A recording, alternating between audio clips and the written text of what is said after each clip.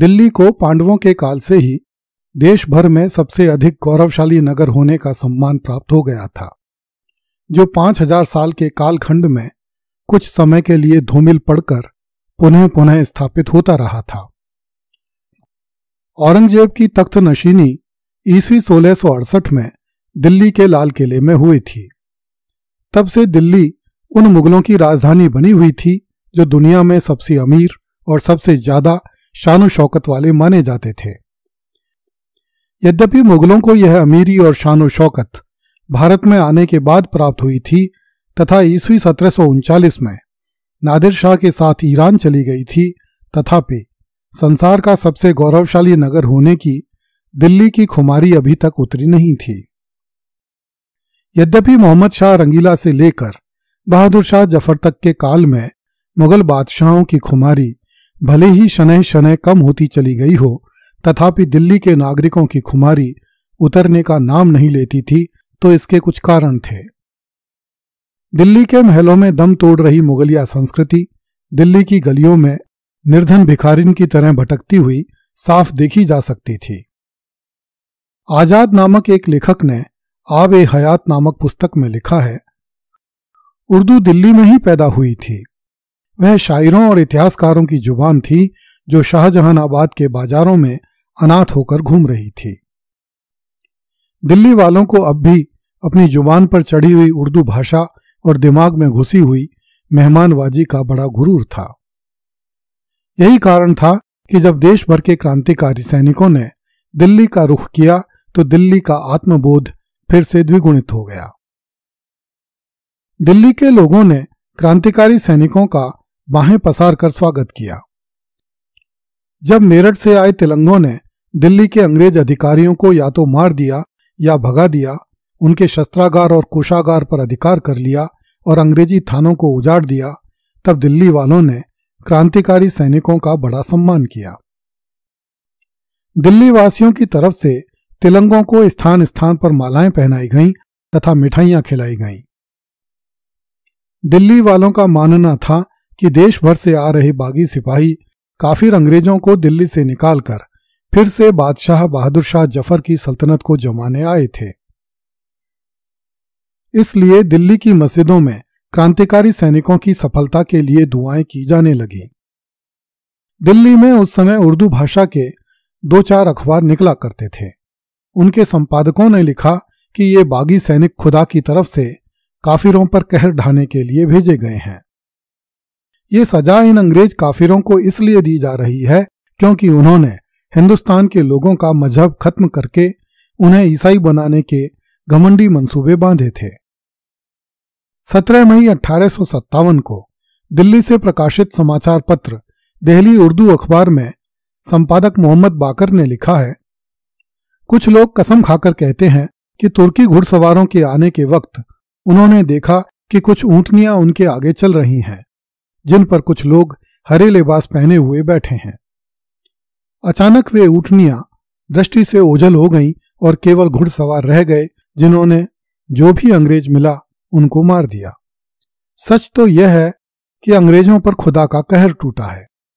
उनके घमंड को खुदाई इंतकाम ने चूर चूर कर दिया है। कुरान शरीफ में लिखा है कि खुदा घमंड करने वालों को पसंद नहीं करता है। वह इन ईसाइयों पर ऐसी प्रलय लाया है कि थोड़े ही समय में इस खून खराबे ने उनको बिल्कुल ही तबाह और बर्बाद कर दिया, क्योंकि वह सब कुछ कर सकता है और उसने ही अंग्रेजों के तमाम इरादों और मक्कारियों को नाकाम कर दिया है। अब यह बहुत जरूरी है कि सब दिल्ली वाले खुदा पर विश्वास रखें और अपनी सारी ताकत जिले सुभानी, साया खुदावंत, शहंशाह सलामत, बहादुर शाह जफर की वफादारी और खैर ख्वाही में लगाएं, और जो ऐसा करेगा उसको खुदावंद ताला की मदद और समर्थन हासिल होगा। स्कॉटिश लेखक विलियम डेल रिम्पल ने अपनी पुस्तक द लास्ट मुगल में लिखा है कि दिल्ली के एक बुजुर्ग ने उन्हीं दिनों स्वप्न में देखा कि पैगंबर मोहम्मद सल्लल्लाहु अलैहि वसल्लम ने हजरत ईसा से कहा कि आपके मानने वाले मेरे दुश्मन हो गए हैं और मेरे मजहब को बिल्कुल मिटा देना चाहते हैं।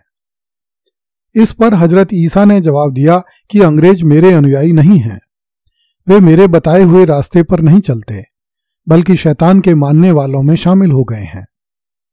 हालांकि सिपाहियों में अधिकतर हिंदू थे, फिर भी दिल्ली में जिहाद का झंडा जामा मस्जिद से बुलंद किया गया और बहुत से बागी सिपाही अपने को मुजाहिद, गाजी या जिहादी कहते थे।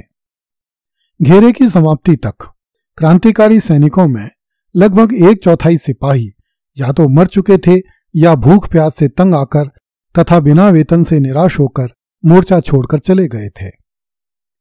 फिर अचानक ही दिल्ली में दूर दूर से आए ऐसे लोगों की संख्या बढ़ने लगी जो सिपाही नहीं थे, किंतु वे बहादुर शाह जफर को फिर से हिंदुस्तान का बादशाह बनाने के लिए स्वयं को युद्ध में झोंकने के लिए आए थे। वे भी स्वयं को मुजाहिद कहते थे।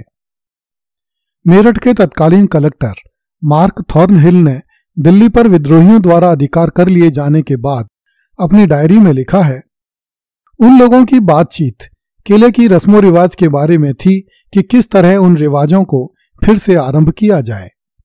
वे लोग अनुमान लगाते थे कि कौन वजीर आजम बनेगा और राजपूतों के सरदारों में से कौन किस दरवाजे का प्रहरी होगा, और वे 52 राजा कौन से होंगे जो बादशाह की तख्त नशीनी के अवसर पर जमा होंगे।